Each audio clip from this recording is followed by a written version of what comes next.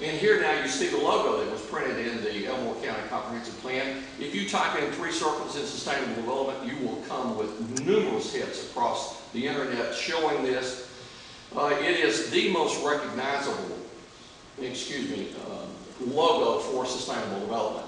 And here is the mayor of Eufaula, Alabama. Eufaula is the first community in Alabama to be certified sustainable, and here is the mayor drawing those very same 3 circles in one of his visioning sessions for their certification process.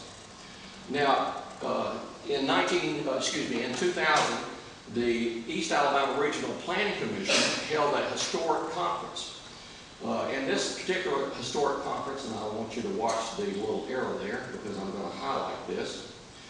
It says that what is smart growth, you may know it by another name, sustainable development, the new urbanism, or you may not be familiar with it at all. They didn't explain either concept, they just went on in the newsletter and talked about other things, but it was truly a historic conference.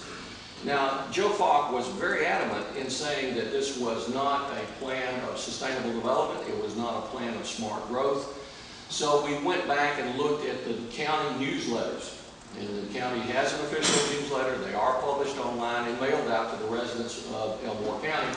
And it's in the county line newsletter of 4/23/07. It says the plan, the comprehensive plan, is an effort to apply smart growth principles to Elmore County's future. So here was a very contradiction, a written contradiction of what Joe Falk was espousing and has espoused. He has not stated that the plan has anything to do with sustainable development at all. Let me now say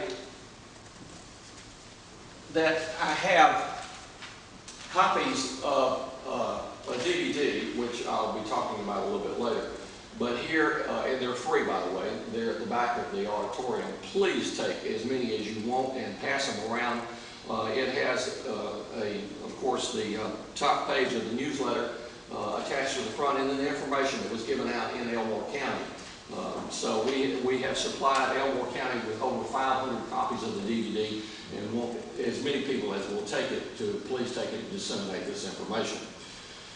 Is Georgia involved in this? And where does their involvement come from?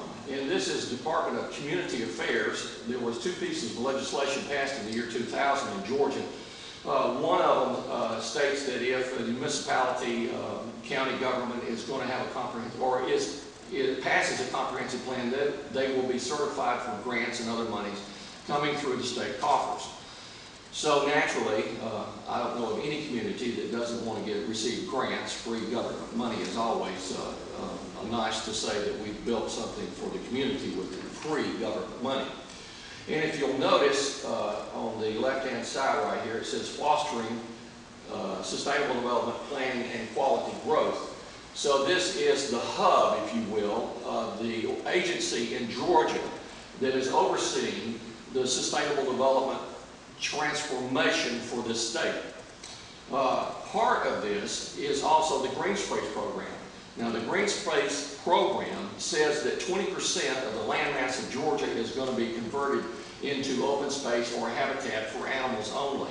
This directly relates to one of 3 treaties from Agenda 21, or the Earth Summit as it's called, and the Biodiversity Treaty. And 20% is just the beginning, because actually it's going to call for 50% to be set aside for animals, no human habitation, and with a 10% buffer zone. And by the way, one of the tenets of the comprehensive plan is to state how the community is going to set aside that property. There's one tool, and this is a Georgia Quality Growth Partnership that you should pay particular attention to, because there are many things in here, but one of those things that is very nice to have is a glossary of terms. Now on our website, keepourrights.org, we have a similar glossary, and it talks about transferable development rights and gives definitions that are readily discernible. You need to compare what our definition is and what the standard definition would be under sustainable development principles. This is a very good tool if you're going to combat any of this. You need to understand what terms are being put forth here in Georgia. So if you type in Sustainable Development or Agenda 21 in the United Nations, you will indeed come up with this particular page right here. And here now is an exact copy of this book. This is 40 chapters. There are, as I said, there are 3 treaties in this book that are applicable and binding on parties, nations that sign on to this. But the vast majority of it covers every other aspect and is generally called soft law. Now, if you follow this down, Errol, and you punch the button, it says National Information. You can click on this, and this will take you to a database which will access every country in the world that has signed on to Agenda 21 and has agreed voluntarily to comply with the tenets of it. We have submitted 2 reports. Every 5 years we are to submit a report to the United Nations how we are complying with the tenets of this book. And indeed, comprehensive planning is part and parcel of that compliance process. There's one conference that was held in 1976 in Vancouver, Canada, which is most applicable to property rights. And I like to go over this particular paragraph. William K. Riley and Carla Hills were chair and vice chair of this particular delegation from the United States. William Riley became the EPA director under first President Bush, and Carla Hills negotiated NAFTA. Now, this paragraph is what they signed as a pledge that we would incorporate in our society. It says, land, because of its unique nature and crucial role it plays in human settlements, cannot be treated as an ordinary asset controlled by the individual and subject to the pressures and inefficiencies of the marketplace. So we're saying that free enterprise no longer is efficient. We have to use governmental means in order to ensure that efficiency occurs. Private land ownership is also a principal instrument in accumulation of concentration of wealth and therefore contributes to social injustice, and we cannot leave this situation unchecked. If you have one more penny than your neighbor, it is an act of social injustice. It may become major obstacles in the planning and implementation and development schemes.